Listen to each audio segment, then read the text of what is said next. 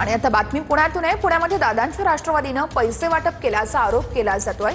एनसीपीच्या कार्यकर्त्यांनी पौंड अंबडवेट गटात पैसे वाटल्याचा आरोप आहे। ठाकरेंच्या महिला उमेदवारांना पैसे वाटप करताना रंगे हात पकडलेला आहे।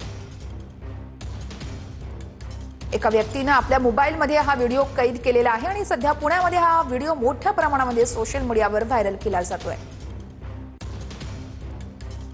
पुण्यामध्ये दादांच्या राष्ट्रवादीच्या कार्यकर्त्यांकडून पैसे वाटप केल्याचा आरोप करण्यात आलेला आहे। ठाकरेंच्या उमेदवारांना रंगे हात पकडल्याची ही दृश्य।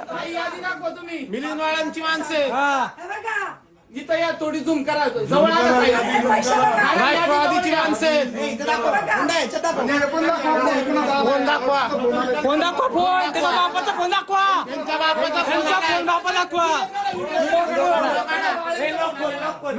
तुमचा काय गाव आहे तुमचा? टाक त्याच्यावर काय गाव आहे तुमचा?